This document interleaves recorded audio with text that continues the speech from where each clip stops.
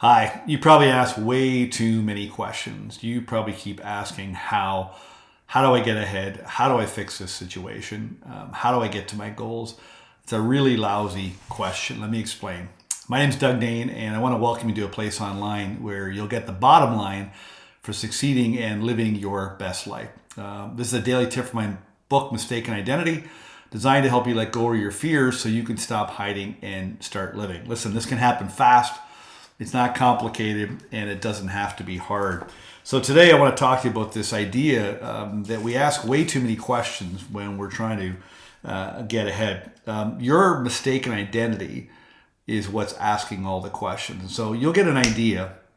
You think, I'd like to do this, or I'd like to do this in my business, or you might want to change something in your life. You get an idea.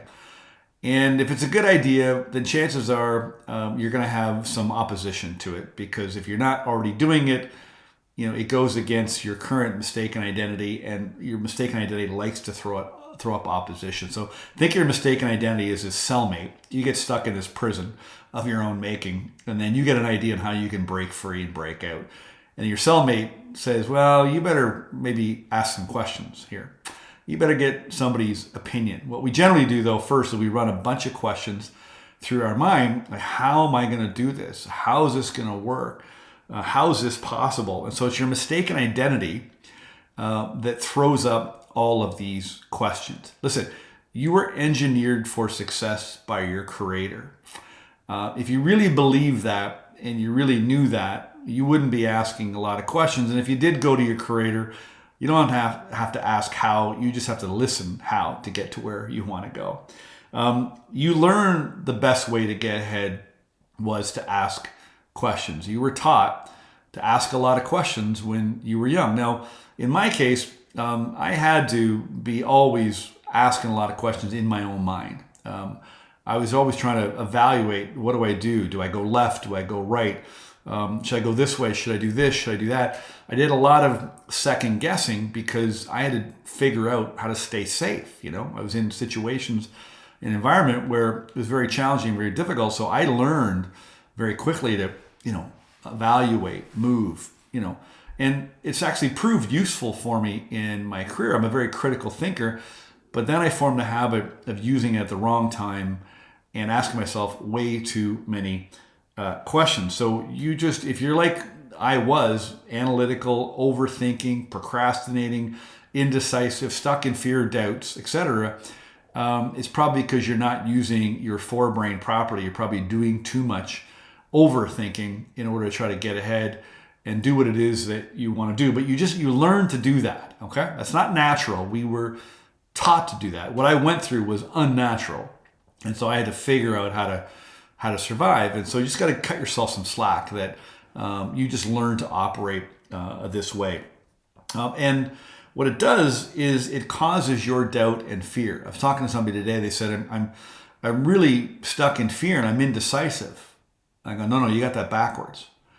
I said, you're in fear because you're indecisive. So you're not indecisive because you're afraid. You're afraid because you're indecisive.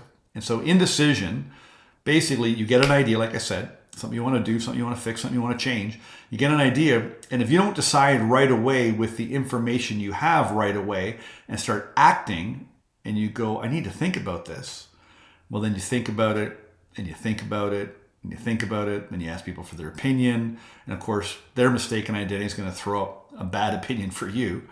And that's what creates the doubt. It's the let me think about it that creates the doubt.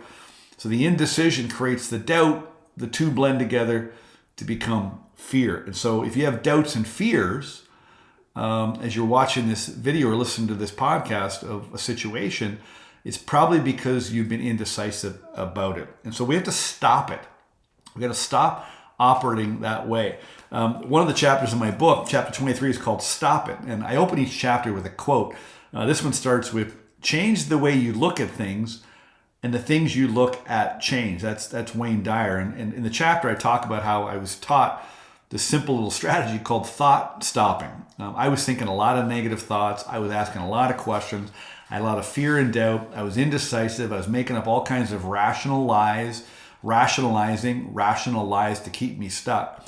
And so we have to stop it. And in the book here, I go, I have a little action step at the end of each chapter. It says, what are some of the negative things you keep thinking about that you need to say, stop it? Make a short list, read them out loud, and then say, stop it. And just do this every day for a week. We got to start employing this idea of thought stopping, because if you don't stop approaching your problems the way you're approaching, allowing your mistaken identity to run the show and run your thinking, you're going to stay stuck, continue to stay stuck. But if you start to trust yourself and you start to follow your intuition, go with the feeling. Like, what do you think is the right thing to do?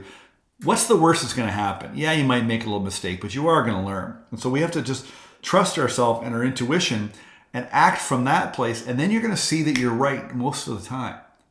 All right. And when you start to take action on the feeling, what your intuition is telling you to do, and you see that you're right, you'll be a lot more confident and you won't let your mistaken identity run the show. That's it. Have a great day.